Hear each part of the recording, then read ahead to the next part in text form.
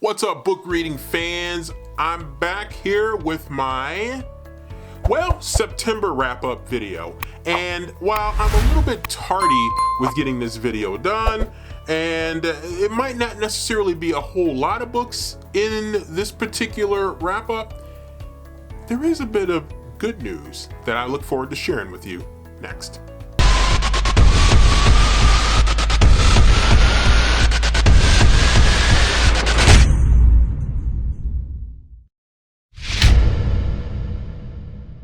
Okay, so a little bit of a light month of reading. I only read 5 books in the month of September. September is a very busy month for me in terms of work, so there are a lot of priorities there. I'm also doing a lot of writing, so I haven't gotten a chance to really dig into reading as much, whether it's physical books or audiobooks. So I'm a little bit behind, but the good news is that I have already reached my Goodreads goal for the year. I pledged to read 55 books. I've reached 55 books. One of the books you will not hear about until the end of the month of October. So that technically doesn't count for September, but since I'm filming this in October, I figured I might as well just mention it anyway. And since it is my video on my channel, I guess I can really do whatever I want. So channel owner's privilege. With that, I'll jump into the books. So, among the books that I read this month are a couple of classics that I'm really excited about.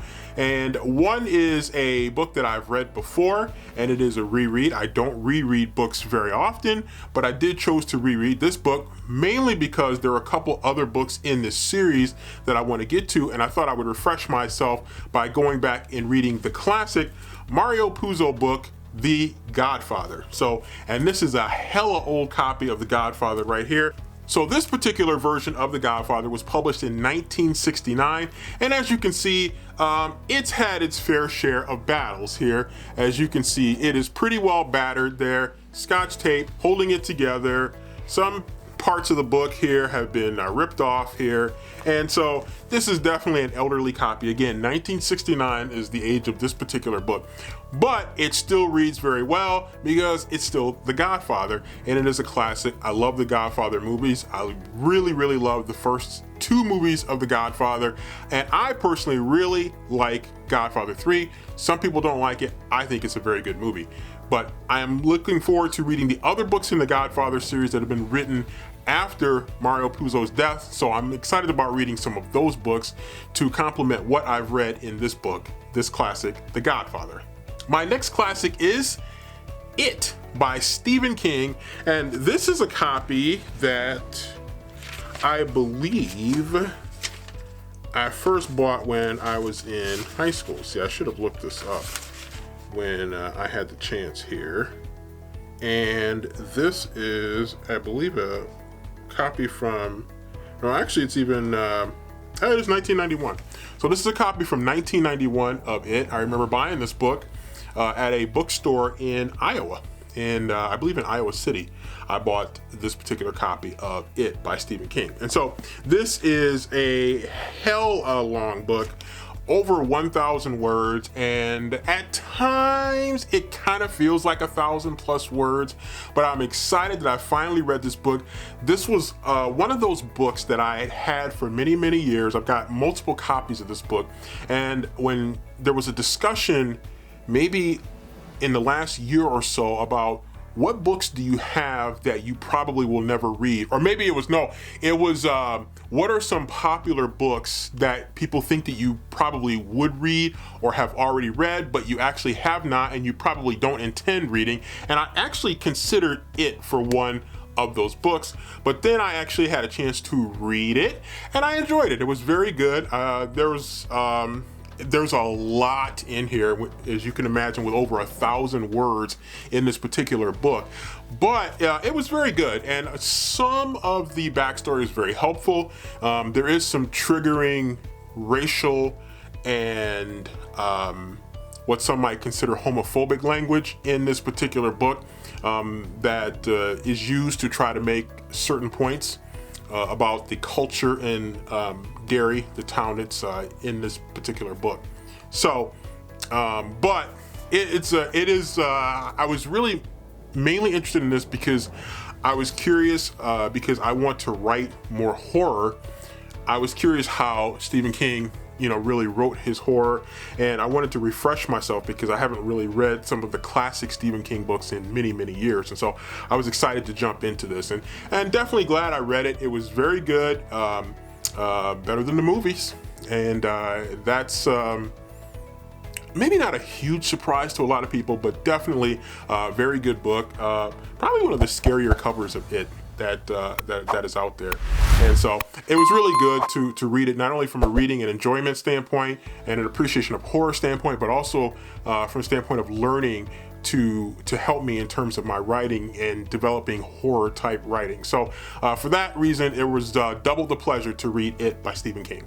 Speaking of horror, Stephen Graham Jones presents My Heart is a Chainsaw, and this book I really enjoyed reading. It's a little bit of a slow burn, and you kind of have to stick with it until you get to probably the back third of this book, and then that's when it really starts to pick up a little bit, and it gets a little bit more exciting, and it'll really start to sink its teeth into you. But if you're a horror movie fan, if you're a fan of the horror genre, you really will like this book because from the standpoint of a study standpoint of the characters in the story, they start to talk about some classic horror movies and some of the things that happen in those horror movies. And for people like me who are horror movie junkies, and I've been a horror movie junkie since I was a teenager, that it really was just exciting to kind of relive some of those old horror movies, some of those old horror movie characters, and to see maybe how other people saw some of those characters in some of those movies. And so for that, it was even more exciting. And that was part of what helped keep me hooked, because it's a slow burn, but then it really picks up in the back third, the third act of the book. It really picks up. So My Heart is a Chainsaw definitely was enjoyable. I got this as a pre-order, and they were kind of maybe waffling a little bit on when the publish date was going to be. And so I kept waiting, and finally it did end up coming.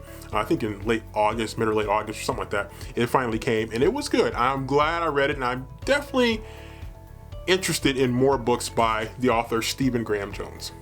Next up is a book that could be a contender for Book of the Year for me, and that is Ace of Spades. And now, okay, people who know me are probably like, oh yeah, well, of course you like this book. It's a horror, scary story. It's set at a prep school, and it's got a mystery aspect to it. So these are all like the things that I love in books. And this one, for me, delivered. It surrounds a couple of black kids who end up going to this prestigious prep school, and then they find out that as they end up in difficult circumstances, they find out that they are not the first to go through those difficult circumstances, and that touches off a big mystery that they have to solve while making sure that they are not driven to quit because of this position that they have been put in, which is basically a position to fail. So it unravels a mystery. And as I mentioned in a review that I did, a spoiler-free review that I did of this particular book, it's not so much a mystery how it's going to end.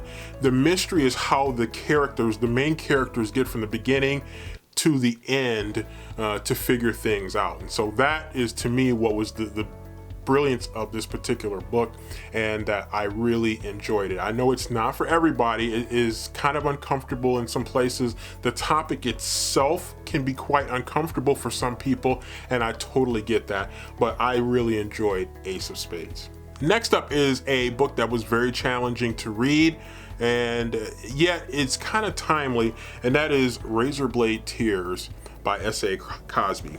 And it has to do with dynamics involving race and LGBTQ+. And so it has to do with a black father, a white father, and their sons who are married and are murdered. And the fathers come from different walks of life, but they're driven, one initially a little bit more than the other, to get to the bottom of what happened. And it's a very difficult story to read. It is uncomfortable, and almost assuredly it's uncomfortable by design, but is a very, very powerful read. And I picked it up. I did it, the majority of it, as an audiobook, which was kind of an interesting experience, doing most of it as an audiobook, but it was still a very, very powerful read, and definitely one that you should think about. But if you are considering reading it, just be prepared for what you're going to go into, because there are some difficult topics there, and there are some very uncomfortable situations, but it is a very powerful story. Not one necessarily for everybody, but definitely a powerful story. So those are my 5 books for the month of September. A couple of classics, as well as some stories, one horror story, and then a couple of stories that have to do with uncomfortable topics and hot button topics, if you will. So definitely kind of an edgy month of reading, if you will, for the month of September. And then when you think about October, when I think about October at least, and some of the thriller type books that I always plan to read in October, maybe this is a good jumping point to get to the month of October. So with that, I'll close it out. Thanks for watching. Like, subscribe, if you would, to the channel and to this video. Much appreciated, and I'll see you back with future videos.